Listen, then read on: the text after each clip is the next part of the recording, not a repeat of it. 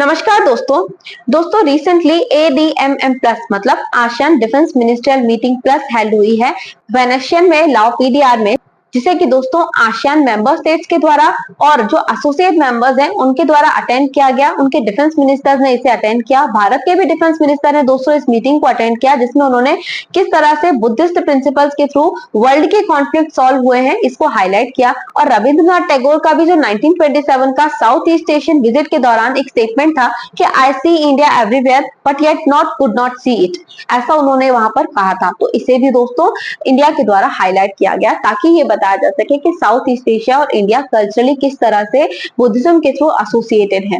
अब दोस्तों ये जो ADMM प्लस है इसे जानना बहुत ज्यादा जरूरी है। सबसे पहले इसे समझ लेते हैं। दोस्तों ये एक मल्टीलैटरल फोरम है जहां पर डिफेंस मिनिस्टर्स जो है वो सिक्योरिटी लेवल के कोऑपरेशंस एक दूसरे के साथ में दोस्तों करते हैं। अब दोस्तों ये 2010 में वियतनाम में हनोई में बनाया गया था, जहां पर डिफेंस मिनिस्ट्रियल लेवल के टॉक्स हो सके और इन सभी कंट्रीज के बीच में जो सिक्योरिटी लेवल के कोऑपरेशन है वो किए जा सके। दोस्तों इसमें आसियान के जो 10 मेंबर्स हैं मतलब Brunei, Cambodia, Myanmar, Thailand, Philippines, Malaysia, Indonesia, Vietnam, Laos, इन सभी के द्वारा दोस्तों इस पर्टिकुलर मीटिंग को अटेंड किया जाता है। और प्लस एसोसिएट मेंबर्स में दोस्तों आ जाते हैं टोटल 8 मेंबर, जिसमें India, China, US, Russia, New Zealand, Australia, south Korea, ये सभी इंक्लूडिंग है। दोस्तों इन सभी के डिफेंस मिनिस्टर्स इस मीटिंग को पर्टिकुलरली अटेंड करते हैं। दोस्तों ये जो मीटिंग है ये टोटल 7 हॉट टॉपिक्स के अराउंड रिवॉल्व करती है, जिसमें सबसे पहले आता है मैरीटाइम सिक्योरिटी, देन आता है countering terrorism, humanitarian assistance and disaster relief, humanitarian mine action, military medicine, peace keeping mission, cyber security etcetera. दोस्तों ये सारे के सारे एरियाज हैं जहां पर इनके बीच में कोऑपरेशंस होते हैं ताकि आसियान कंट्रीज में और इनके एसोसिएट मेंबर्स के बीच में सिक्योरिटी कोऑपरेशन हो सके और देशों की सिक्योरिटी को और ज्यादा स्ट्रेंथन किया जा सके हर तरह से।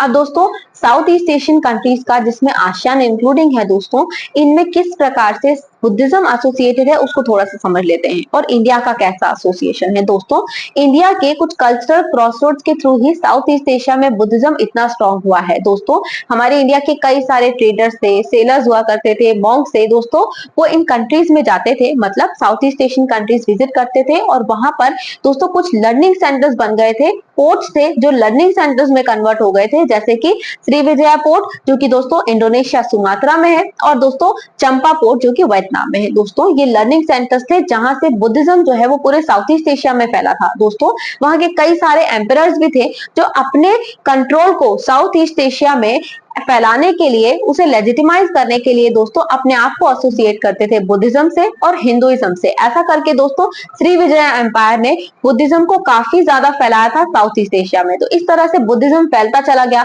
और कई सारे ऐसे दोस्तों एरियाज है, जैसे कि कुछ टेम्पल आर्किटेक्चर्स हैं, कुछ डांसेस हैं, रिचुअल्स हैं, जो बुद्धिज्म का और हिंदुइज्म का स्ट्रिक्ट एसोसिएशन एक दूसरे से बताते हैं। जैसे कि दोस्तों अंगकोर वट जो कि कंबोडिया में है और बोरोबुदुर जो कि दोस्तों इंडोनेशिया में है, वो क्लियरली हाईलाइट करता है कि बुद्धिज्म और हिंदुइज्म किस तरह से एक दूसरे से ब्लेंडेड है, एक दूसरे से एसोसिएटेड हैं दोस्तों। और इसलिए इंडिया को आसियान कंट्रीज के साथ में सबसे स्ट्रॉन्ग लेवल पर कोऑपरेट करने के लिए इस कल्चरल एक्सचेंज को हाईलाइट करना पड़ता है कि किस तरह से इंडिया और आसियान कंट्रीज एक दूसरे से कल्चरली, हिस्टोरिकली बुद्धिज्म के थ्रू दोस्तों एसोसिएटेड है।